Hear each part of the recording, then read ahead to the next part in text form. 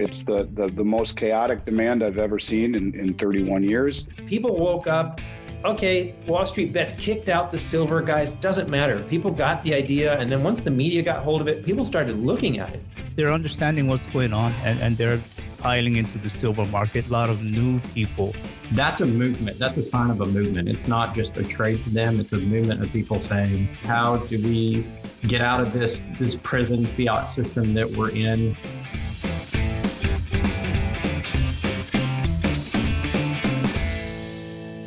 Hey everyone, thanks for joining us today. What are you all drinking today? I've got some Firestone Walker Brewing Company beer. Grain Belt Premium, old school for me. I've got some cocktail here. It's rye and lemon and ginger. I finished my blackberry margarita, but I'll catch up. Go ahead. Just a regular old Michelob Ultra for me. Fantastic. Well, we've had a crazy couple weeks, especially in the silver market. And I want to start off with Andy Schectman and kind of just to run down what we've been seeing with this whole Reddit phenomenon, the GameStop that evolved into the silver squeeze. And first, I'd like to introduce Andy Schectman. Kaiser, my brother, is on the line to introduce Andy. Andy Schectman is president and owner of Miles Franklin, a precious metals company that has eclipsed $5 billion in sales. Prior to starting Miles Franklin in 1989, Andy became a licensed financial planner, specializing in Swiss franc investments and alternative investments. Now, Andy, from your vantage point as being the president of a major precious metal dealer in this crazy time, can you kind of just give us a rundown on what you're seeing is happening really on the physical side of the silver market? Record demand, not enough supply, not enough people in my office to call back all the people that are calling us. It's the most chaotic demand I've ever seen in 31 years. The U.S. Mint, as an example, has only produced and shipped out somewhere around 7 million coins. And with the demand we're seeing, I'm sure Miles Franklin has sold way more than 7 million ounces in the first couple weeks of this year. The demand is far outpacing the supply, and I guess that's really the only thing that sticks out to me above all else. And I know that that's the truth across the board. When you look at the other online precious metals companies, just about every single one of them is out of stock. In fact, the coin description for half of them is coming soon or remind me or out of stock. And that's true. So I guess to me, so far, the first 7 weeks or so of this year has been specifically crazy demand, difficulty getting supply, and high premiums that continue to defy gravity and move higher. What kind of premiums? Well, if I sell a Silver Eagle at $10 over spot, I'm the cheapest in the United States. It would have cost you $3.19 over spot in November of 2019. In March of last year, when premiums took off, the highest I saw was $10 over. Right now, wow. You're seeing $11 and $12 over and $13 over with no let up. Junk silver premiums are in excess of premium coins, as much as $6 or $7 or $8 over the price of silver. And maybe more disconcerting is the inability to source gold very easily. I'm one of only 27 U.S. Mint authorized resellers, and getting gold buffaloes is next to impossible. 2021s, gold eagles in any substantive quantity is next to impossible. The premiums on those right now will be 10%, pretty darn close, between 8, 9, and 10%, depending upon quantity, with delivery delays. And what's unusual, you guys, is that this happens this early in the season. I've seen that repetitively over the last 30 years, but to see it 2 weeks in, 3 weeks into the new year is really, really something that's vastly different. So high premiums, difficulty getting product, accentuated demand. And, people talk about the Reddit phenomenon. We're not seeing people buy this, try to short squeeze and then sell. Everyone is buying it because many have been awoken to what's going on in this market. And I think there's a whole new awakening, a whole new group of people that are looking to precious metals that never have. And you can really see that just by the sheer volume and the sheer inability for the retailers to keep product in stock. Last week, for the first time in 31 years, we shut down trading on Saturday, just like all the online retailers did the evening before. And the reason is going into the weekend, naked exposed potentially, as we all expected the price of silver to gap up considerably on Sunday evening. And indeed it did, not as much as we thought. But so typically on a Friday night, we will go long to a certain degree. We went long 55,000 ounces and sold 90,000 ounces by Saturday morning, at which point my head trader said, you are now 35,000 ounces naked exposed to the market open. And it cost us $41,000 when it finally did open. But you can see the danger in being naked exposed on a very large amount in a market that could substantially gap higher. And this is why all the online companies shut down, not because they ran out of product, even though in some cases it looked like they didn't have much. It was because they were very afraid of staring into the abyss on Sunday night in a market that could open substantially higher naked exposed to whatever orders you would have taken between Friday close and Sunday night open. And so these are things that I never would have thought I would see ever. And you're seeing it and in spades. So craziest time I can ever, I'll say this, March last year, I would have said the same thing. That was child's play in comparison to what we've seen the first month, 6 weeks of this year. I think we've got a question next for Frank. So I'll introduce Frank Holmes. He's the CEO and Chief Investment Officer of U.S. Global Investors. He's the co-author of The Gold Watcher, Demystifying Gold Investing. More than 100,000 subscribers follow his weekly commentary in the award-winning Investor Alert newsletter. Frank also serves as the interim CEO and executive chairman of Hive Blockchain Technologies. Frank, thank you so much for joining us today. I wanted to kind of, recap what Andy was saying, how, we've seen the most demand for silver and precious metals that we've seen in all of Miles Franklin history in the last couple of weeks. Now, you've recently really been discussing the whole GameStop situation, the rush into physical silver, and pointing out that this is actually a very positive thing that's happening to the markets. Is the small guy, the minnows, as you say, are really driving the markets now. I'd like you to explain that to our viewers. So what happened last March was I thought I was going to have to lay off half of my people because all my mutual funds, everything had hacked. And interesting enough, my JETS ETF all of a sudden started to expand in volume. And there were all these 100 share purchases being done, and it continued to grow. And then as it started to grow, we saw other bigger players coming in, buying 1,000 at a time. And then it became 10,000. And then hedgers came in, they were shorting various airlines, but they wanted to de-risk themselves by going long the ETF. So this went from 35 million to 3 billion in assets. It went from trading 35,000 shares a day to 3 million shares a day. And what happened was price discovery by the minnows attracted larger investors. And I'm seeing this in many different asset classes. So it's very healthy because you get this price discovery, which is key to overall capital markets. Now, there's so many negative articles came out, they're all stupid, they don't know what they're doing. But I can share with you from data that was Robinhood was providing to the public that 25,000 people bought JETS ETF before it surged 60%. And they all made money. And I think that that's something that was a big game changer. So then I became very curious to find out where they're getting their information, because there's really not that much research on the airlines. It was all YouTube. And there's all these new influencers like Sam Chu with 2.7 million followers. Another person that I spoke with is 19 years old with 300,000 subscribers. So that world is very, very morphed, and they're more sophisticated.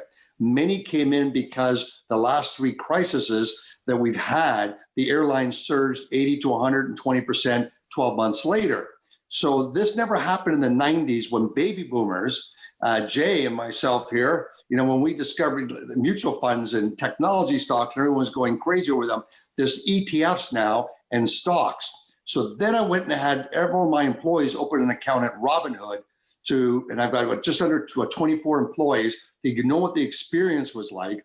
And interesting enough, on their toolbar, they have gold. None of the other brokers have gold. And this led into looking at research in other gold stocks we own that are listed in the US. And all of a sudden you could see this incredible data building of the gold ETFs and gold stocks that were just being accumulated. Silver stocks were just being accumulated, that they could actually buy the GLD and get it in fractions. So I think that this new audience of millennials coming in are very steeped in making money. They're so helpful because they're not shy of gold. They understand modern monetary theory better than most baby boomers do. So it's very, very impressive. And the last thing I share with you is what just before Thanksgiving, I was at the outlet mall at Nike store, and they said no coins. There is a shortage of nickels, dimes, and quarters, that they would only take a credit card or a debit card. And so if you think in pennies, there's a shortage, in nickels and quarters, which are much more plentiful. Can you just imagine what's happening in silver and gold? And then we get this trend now, all of a sudden, silver getting the big bite. And I'd like to now move to Jay, if my brother Kaiser can introduce Jay. Sure. Jay Taylor is the editor of Jay Taylor's Gold, Energy, and Tech Stocks newsletter. His interest in the role gold has played in U.S. monetary history led him into analyzing and investing in junior gold shares. He currently also hosts his own weekly radio show, Turning Hard Times into Good Times, and has been a frequent guest on Bloomberg, CNBC, Fox, and BNN, and a speaker at investment conferences. He also works as a credit analyst and lending officer at ING Barings. Jay Taylor, thank you so much for joining us today. Sure. What I'd really like to ask you is, in this chaotic market in the silver space, how have mining stocks been impacted? How are mining stocks really reacting to all of this? The mining stocks that I follow are primarily the explorers, the companies that are out looking for viable projects, and they tend to be conservative in their outlook. They don't look for the $100 silver price. They're looking for something more realistic, usually with a trailing average, and then they're basing their projects accordingly. My strategy with regard to the coins and the bullion, of course, I want to own what I think I need to have as a foundation financially. But I'm more interested in the projects, each project on its own. And there's a lot of excitement there. Certainly there's capital that's going into the mining exploration projects now, like I haven't seen in some time. I think it's better than it was in 2011. And so the hunt is on. Now, silver projects, of course, pure silver projects are very rare. So, silver comes along with as a byproduct with copper and gold and other metals for the most part. But there are some exciting developments out there. There's one in particular that I'm following in Bolivia, of all places, and I think that's a very exciting development, a very large-scale project. So, yeah, there's a lot of gold and silver projects. So the main thing that I see is that this bull market in the precious metals is certainly making it possible to raise risk capital, to put holes in the ground and find projects. And there's quite a bit to be excited about in that regard. Right now, we are going to move over to Robert Kientz. Robert started goldsilverpros.com in 2018 after writing on various other financial blogs for almost 10 years. His work has been featured on Yahoo Finance, MarketWatch, and NASDAQ.com. Gold Silver Pros shows how to capitalize on what Robert believes to be the biggest generational wealth pattern of our lifetimes. Robert, one of the big things that we're hearing about in the alternative media, as we've been seeing people rush towards silver, is shortages developing. We see the US Mint is having a hard time, keeping up with all the demand, and also like the Perth Mint, we've been hearing the same thing.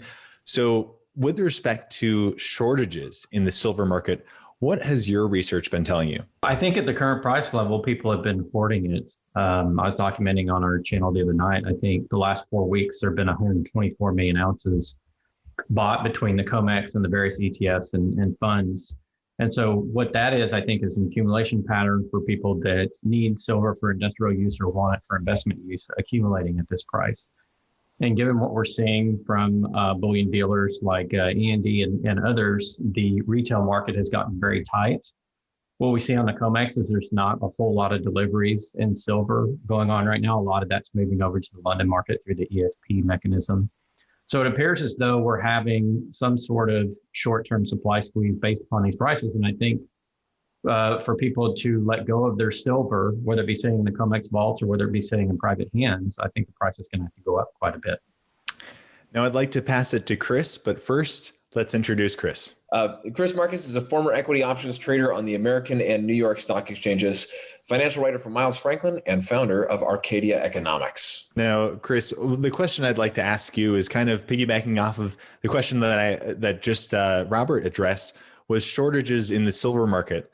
Now, you've recently reported that there's even, it seems to be, shortages in the 1,000-ounce silver bar market. So that's actually really interesting, because if that's true, then it's not merely that retailers, right, is like the coins and the 100-ounce bars and everything like that. That takes a little while to produce those, right? So it could be maybe we're just seeing a production issue.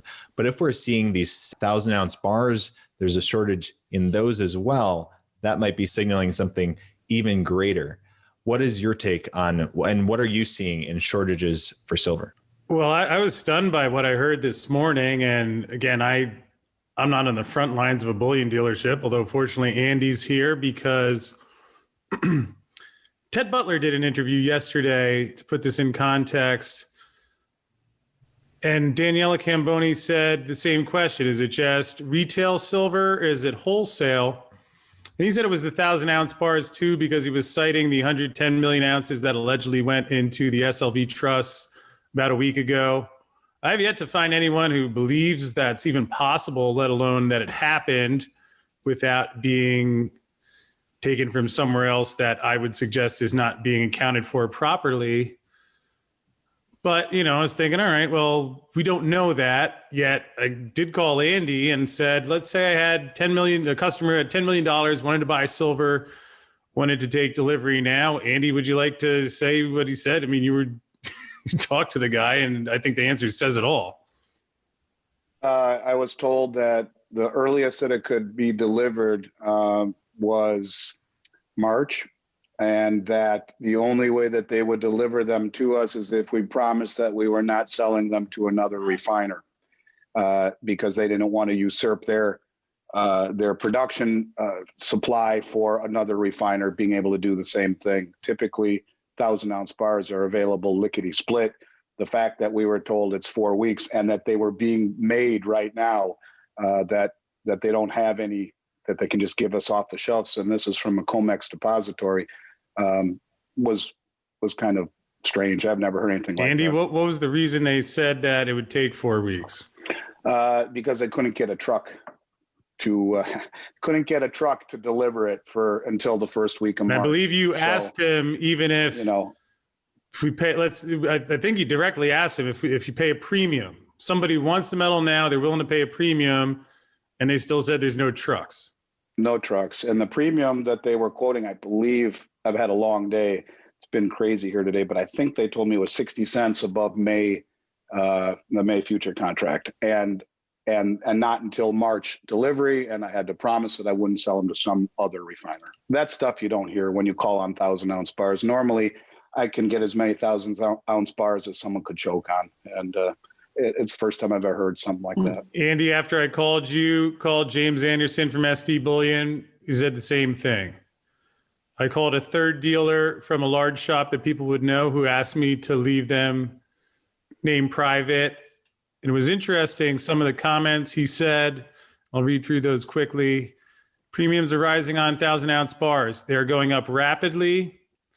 Something I know people wonder if the dealers are scalping. He mentioned wholesalers have raised their bid, and he emphasized drastically. Said 2 weeks ago, premiums on 1,000-ounce bars were 20 cents. It's gone to 85 cents. These are supposed to be spreads that are stable. He commented several times, it's almost, his words, comical how often the wholesalers are hiking their prices. I didn't think he meant that in the sense that they're gouging, but it's just like he felt, every time it turns around, they're hiking the prices. He also said that you can get $10 million worth of silver, but it's going to take you a month or more. And the last thing, he got the feeling is like, do these guys have it? That's the feeling I had also. And in all fairness, I did contact Stefan Gleason from Money Metals last dealer, he said he had not checked as thoroughly, but he still reported premiums around 40 to 45 cents, and so, I mean, if everything is normal in silver and there's no stress in the system, somebody has $10 million and they're willing to pay a premium, and the only answer they can get from at least 4 dealers is that there's no trucks around, that doesn't seem like regular liquidity to me. Is that the same problem, issues in Asia? I have not confirmed there yet. Patrick, what are you hearing? 1,000-ounce bars, right? LBMA bars. Let me check. Yeah, we're at about 161 bars we have, but I can tell you that the buying frenzy does continue. We're even having guys that are starting to sell, which I guess that's their own personal choice. But with LBMA bars, for right now anyway, we seem to be okay with it, but who knows? I mean, if it's affecting you guys there, it'll come around and affect us as well. Patrick, if you had a customer say they wanted $10 million worth of 1,000-ounce bars, when can you get that to them? That one I would have to ask our purchasing guy, Berhel, but he's also saying that it is getting a bit difficult to source, and as Andy mentioned, gold is getting very difficult to source as well. So again, whatever's happening there, you can count on it happening here as well. So if you're really searching for it, your search may end up taking you all around the world. And if I can add one last thought, this is before Janet Yellen supersizes Jerome Powell's hyperinflation bomb. And that's just an amazing research that you've done, Chris, really contacting the dealers and just like, okay, what can you actually source right now? Passing it to Patrick. I'd love Kaiser to introduce Patrick. Yeah, Patrick Vierra is a Singapore-based host of the popular YouTube show Silver Bullion TV. The YouTube show has more than 60,000 subscribers and nearly 6 million views. Silver Bullion TV is part of the Singapore-based precious metal storage company Silver Bullion.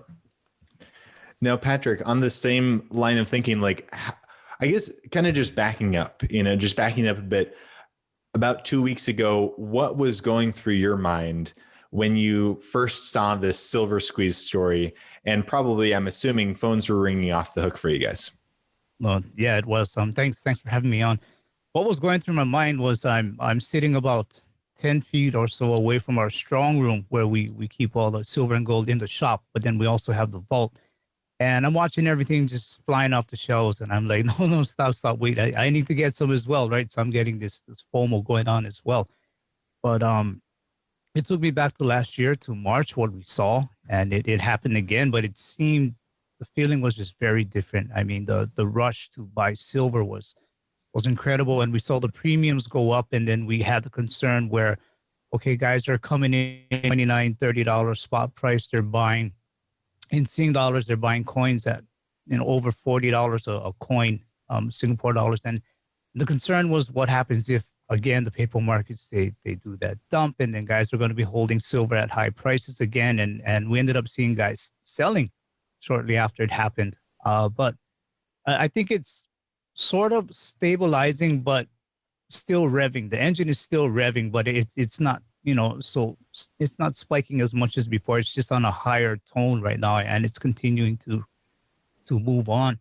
But guys they're understanding what's going on, and they're really piling into the silver market. A lot of new people are piling into the silver market. Gold, not so much yet, but I'm pretty sure that'll happen as well as we start to see that ratio continue to go down. But again, I think whatever's happening in the States, in the shadows, it's also happening in Asia, and maybe sometimes in a different way, maybe sometimes might be multiples higher, and sometimes maybe not as much in certain areas, but it's happening all over the world. So I would say, if you don't need to sell your silver, don't sell it. Just hang on, keep accumulating, because it is getting very, very hard to source, especially coins. As Andy said, even our website, a lot of coins are pre-orders. It's not going to be here for weeks. So, we're seeing the same things. The frenzy was happening, and then you had guys who understand. They're continuing to add to their positions, add to their stacks. The bigger investors, They're jumping in on the LBMA bars. So I don't know how much longer those 161 bars are going to be there in storage as well. Just to say that the demand is definitely outpacing supply as well. We're moving to Lobo Tiggre next. Lobo was legendary speculator Doug Casey's protege at Casey Research for almost 14 years until early 2018. He wrote in Casey's flagship newsletter, The International Speculator. Now he runs Louis James LLC, independentspeculator.com, to inform, educate, and enable action for an elite group of savvy investors and those who wish to become such. Lobo, what I'd like to ask you is kind of, again, taking a step back and looking at why did this happen now, and what caused this silver squeeze to happen, this rush into silver. From your research, why do you think this happened now of all times, right? And what do you think actually fundamentally caused this? Actually, I want to harken back to something that Frank said.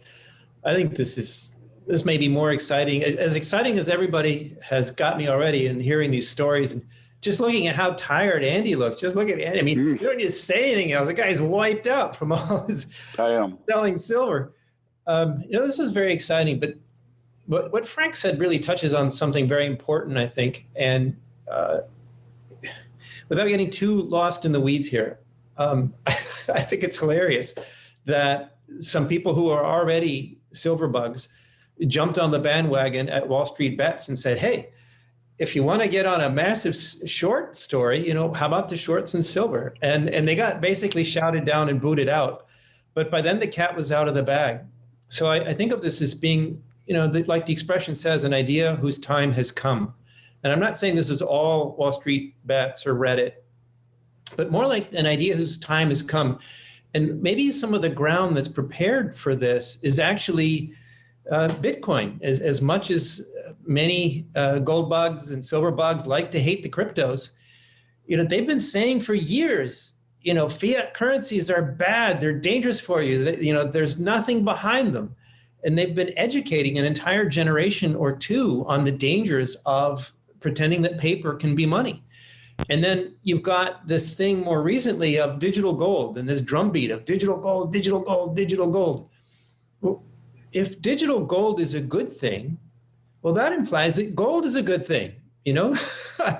If gold was bad and something you wouldn't want, why would you want digital bad thing, right? So I think there's been actually a huge amount of prep work here, getting, as I say, entire generations of people who, if you said fiat currency, only a few wacky libertarians would even use that sort of terminology. And now all the talking heads on the financial media talk about the dangers of fiat currency, and young people on Yahoo Finance and so on, they all nod very wisely about the dangers of fiat currency. And so I think this was just an idea whose time had come, and people who were prepared to understand something that, before we lonely gold bugs out there in the desert were the only ones who seemed to care. Now everybody cares. Everybody gets it. Nobody trusts the government to produce money and keep the money supply secure and sound. I think this is fantastic. And so this is just, you could call it the match on the powder keg, or the straw that broke the camel's back, whatever. All these just idea whose time has come. People woke up. Okay, Wall Street Bets kicked out the silver guys. Doesn't matter. People got the idea. And then once the media got hold of it, people started looking at it.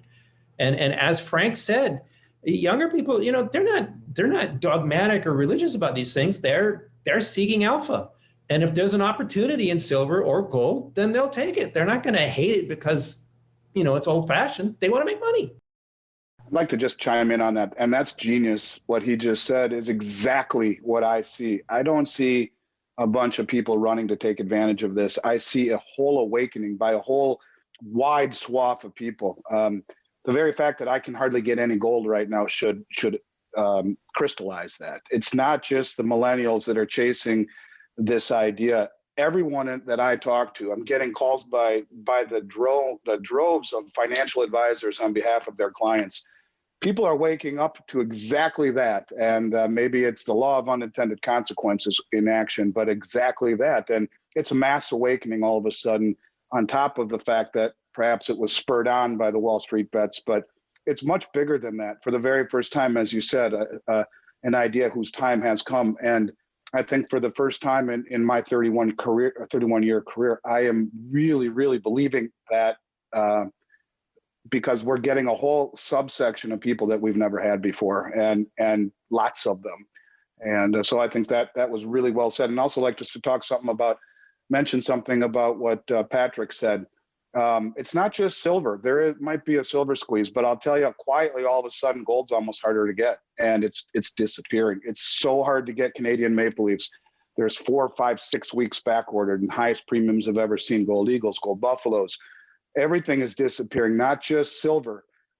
This is a much bigger awakening and a bigger movement than just a bunch of millennials that have lit the fuse. I think it's the biggest movement that I've seen ever in terms of demand and from a group of people we rarely, if ever, hear from. What about the Panda gold coin? Can't get any, none. I mean, that's the thing. Things that were normally available are just not available right now in any quantity. And if you find them, you're paying huge, huge premiums. To pay 10% for a gold eagle is something I've never seen in 30 years, ever. And to that point of really how this is not just a bunch of people rushing into precious metals to get rich, they're seeing the real value of it.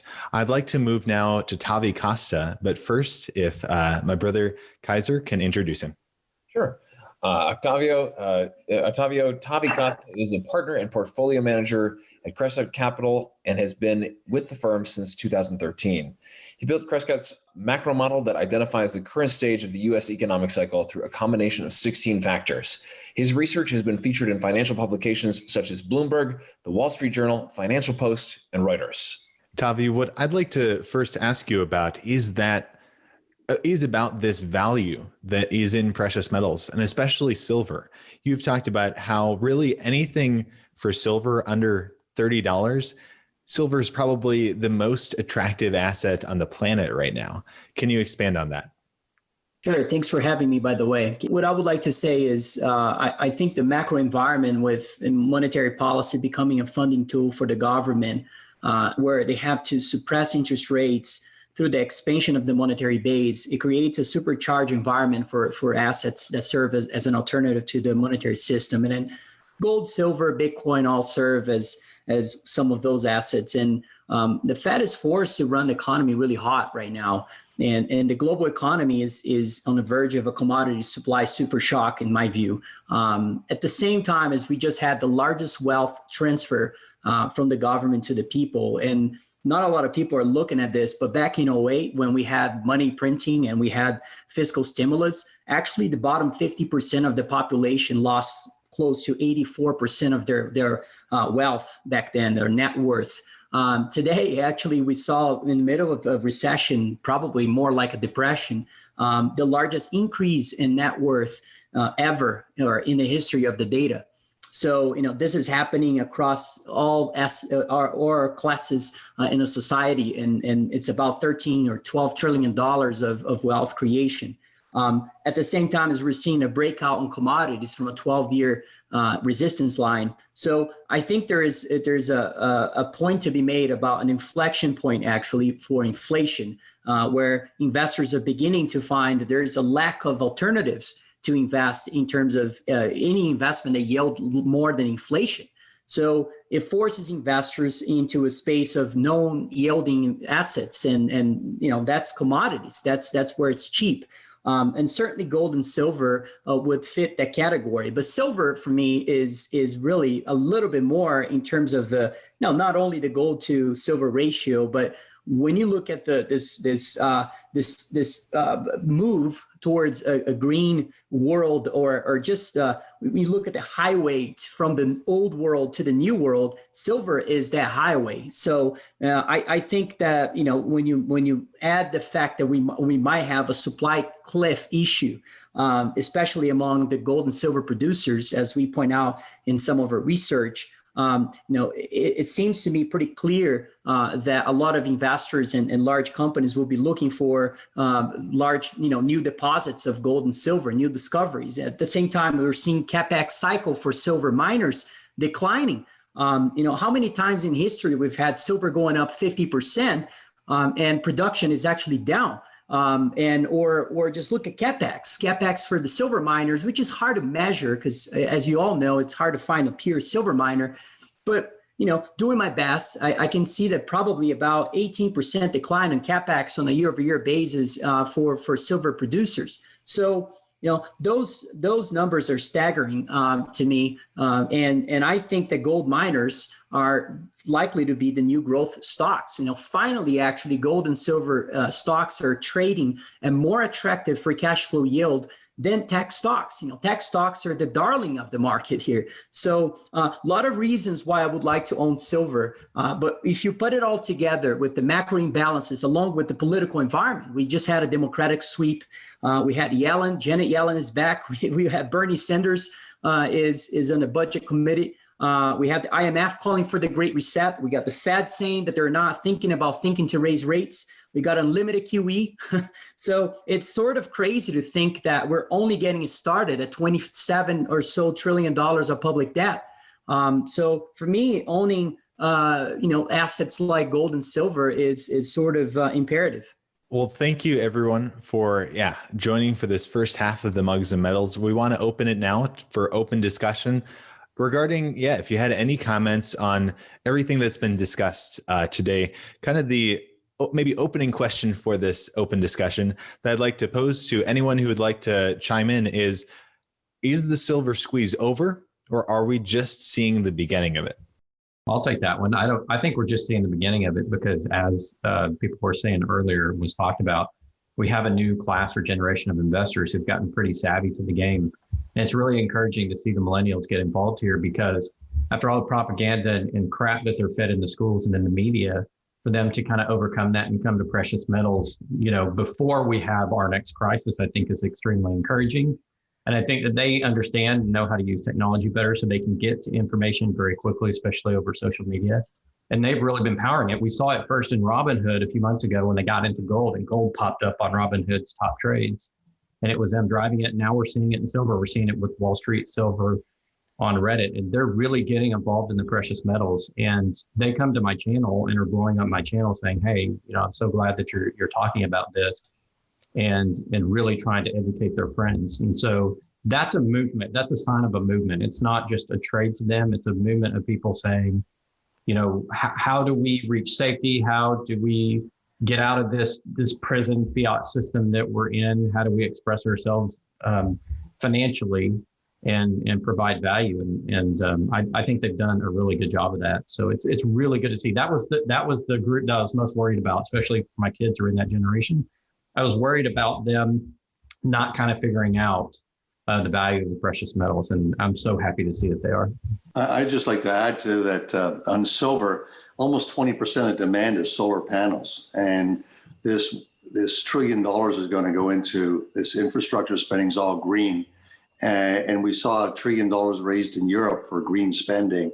I think the backdrop of this industrial demand for silver is like the love trade for gold, that every time gold sells off, it's China, India, Southeast Asia that comes in and seems to buy. And it's like 60% of that demand.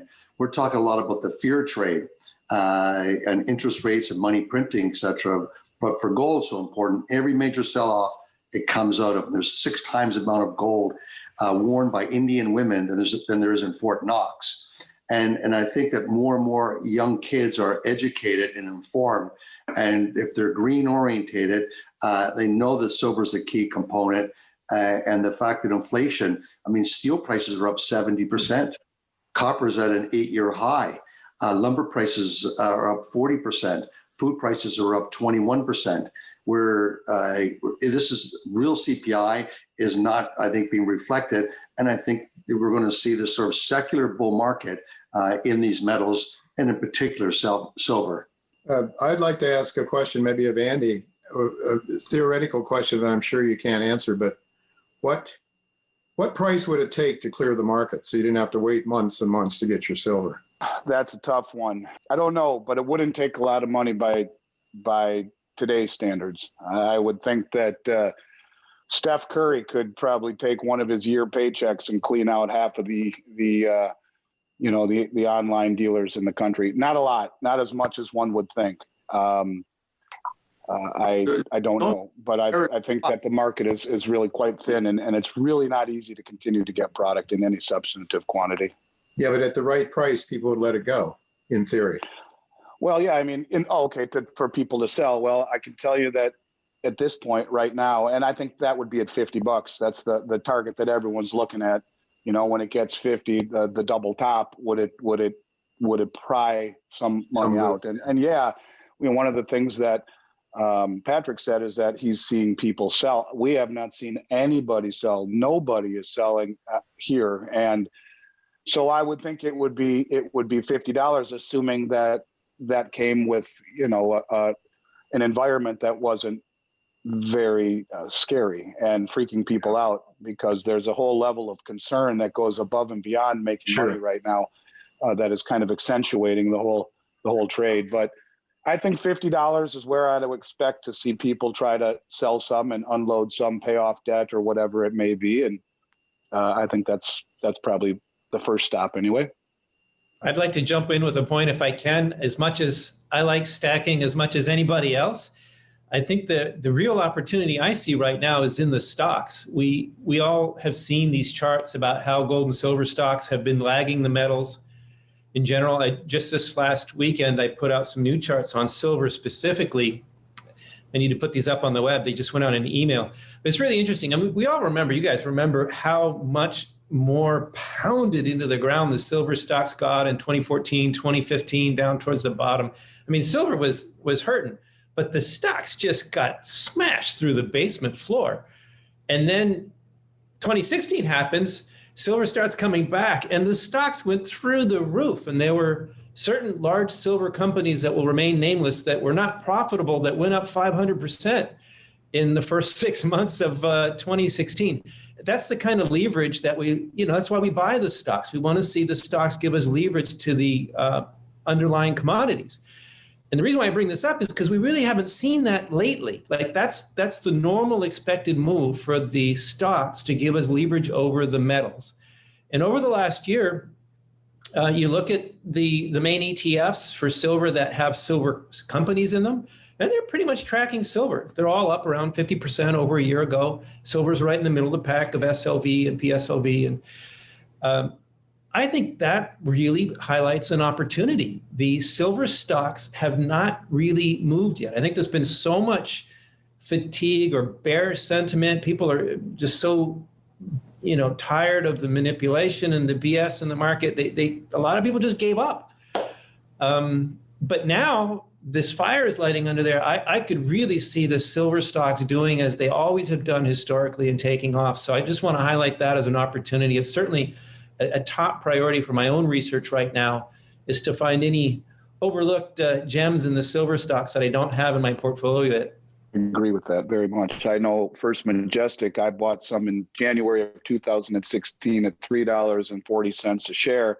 And by July, it was somewhere in the neighborhood of 16 or 17. So I agree that there is certainly room at this point for everyone's portfolio to have some mining shares. And there are no better values, arguably, than the silver, which have the leverage, have been ignored and been pounded down, and completely agree and concur with that.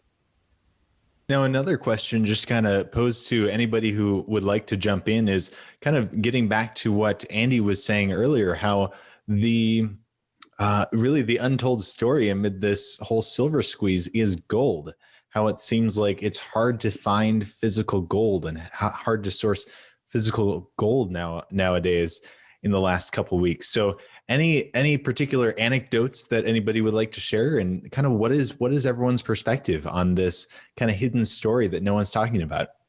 Well, I mean, I'm happy just to try to pry some answers out of the panel. All I can tell you is that here again, everyone's only talking about silver. No one is talking about a gold squeeze. But the fact that the U.S. and the Canadian Mint have no product, by and large, in any substantive quantity, by the fact that premiums on Canadian maple leafs are through the roof, and you wait 6 to 8 weeks to get 2021s, by the fact that you can't source as many gold eagles and gold buffaloes 2021s as you want, speaks volumes. It's never happened before, ever. And if it does happen, it happens late in the fall. To see it happen in the second week in January, people should, and that's when it happened. They sent out to all of us primary or authorized recipients, they sent out a letter saying we're on allocation. And when I call the primary distributors and I'm told that they have no idea when those allocations will be re-upped when the next one comes, that is really concerning, and no one's really talking about it. I mention it simply because the focus has been on silver, and to a large degree, rightfully so. But the bigger piece of the puzzle is that gold, which, you could argue is more of the big money, has been front ran. And there are big money players that have accumulated copious amounts of gold, making it very difficult to get anything. And I've never, ever seen that problem, ever. And I think it's more relevant when Chris asked me this morning about a $10 million theoretical order. How could we do it?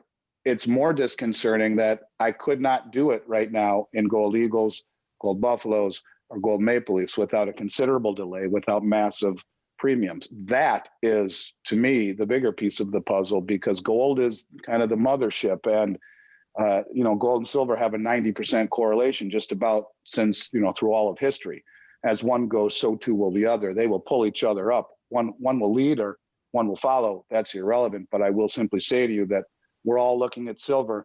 Don't forget gold. In fact, I would almost submit that right now it's every bit as challenging, or more so, to get a large purchase filled in gold if you take gold bars out of the equation. 1 ounce gold bars are available, but the coins are becoming really, really, really challenging to get. And that is, when you realize it's 70 times more valuable than silver, the fact that it's just as hard to get a $10 million order filled becomes concerning. Yeah, if I could add into that, our gold coins, they're weeks out. I mean, they're weeks out. And a lot of the gold coins that we do have in stock, they're older gold coins, which means they probably came from buybacks.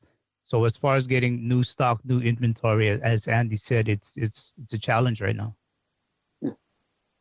I got cut off there earlier and I had to go find another computer. So I'm sorry about that. And now to tell you, silver prices are going to go outer space. But I think what's really important is to recognize that there's also a sea change in the gold stocks and silver stocks. In tracking the 100 gold producers around the world, it was last March was the first time in over a decade that the yield, the free cash flow yield, went positive. It's been negative for over 10 years. And interesting enough, the S&P 500 had a positive yield of about 2.5%, and it went negative. 20% of the S&P 500 stocks cut their dividend, and they still don't have a really strong, robust free cash flow yield. But the gold stocks have continued, and that's a reason for Buffett coming in. And I think the fact that Buffett has come in and has purchased, and then he sold some of his Barrick off, but the fact that he bought it, you saw in the summer, Investors Business Daily, all of a sudden picking gold stocks. And what we saw in that model was Franco-Nevada, Kirkland Lake. These are stocks that are showing up in their Nifty 50 of great price action, and they have to have a quarter-over-quarter growth in revenue and earnings, and a year-over-year growth greater than their peers in growth in those factors. So now we have a new set of board of directors that destroyed these companies, and I think there's much more discipline, and I don't think they're going to go and make dumb acquisitions, or they're going to spend a lot of exploration dollars. They're going to be very, very caught up about, can I raise my dividend? So we're not going to see a whole lot of big exploration, big M&A work. We're going to see good paying stocks raising their dividend. That is only going to limit supply. And so whenever you get that supply demand factor in balance, we get what we saw in Bitcoin this year.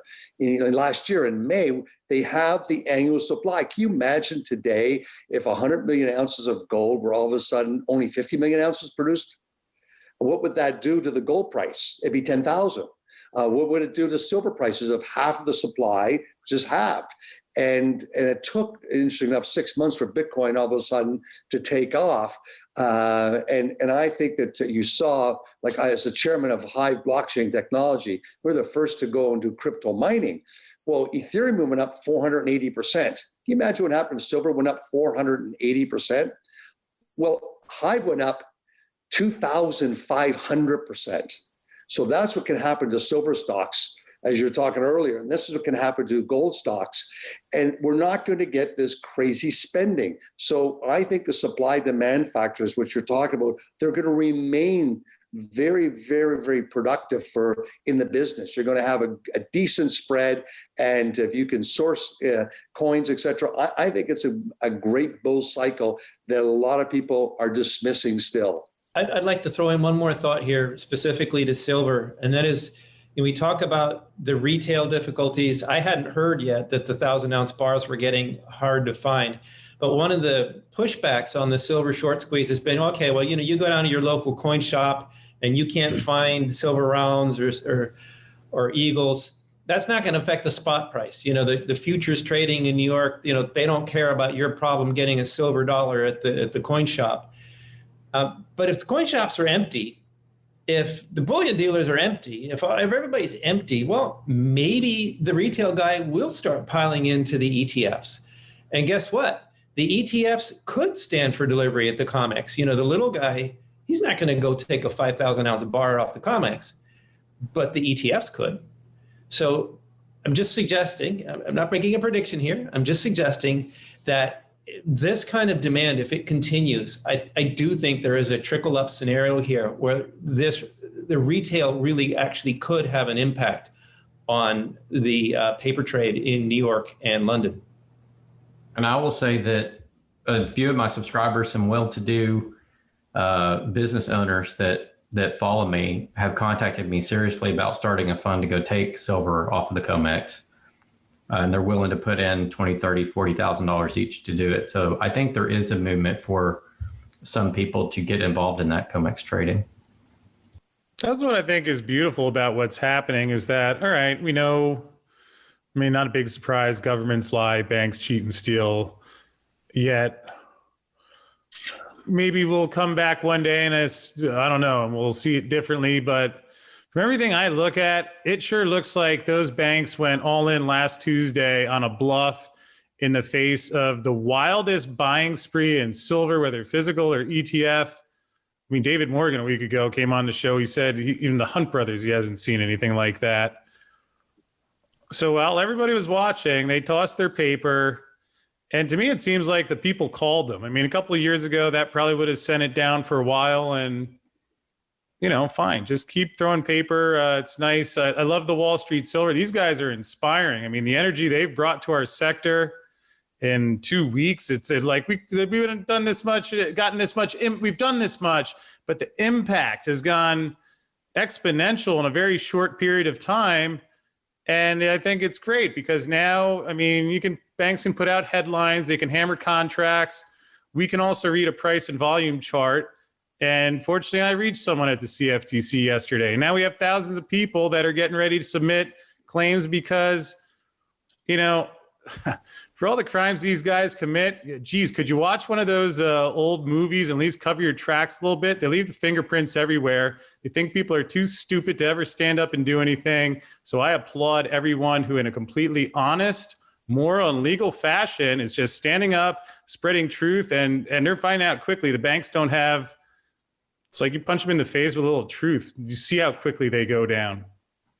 Before we say goodbye, I just want to thank you all again for being here. Some of you have been here before, and some of you guys are here new. I do appreciate it. Honored to be in your presence, and thank you very, very much. What you all have to say is fascinating. Yes, thank you everyone for joining us today. It was a pleasure to have you all. I guess before we let you go, how do you guys enjoy your drink? Mine was Firestone Walker Brewing Company 508. I have to say, it was quite good. Hi-oh, Silver. Ready for number 2. I must have liked it because it's gone. Same here. Come on, water here. There's still time.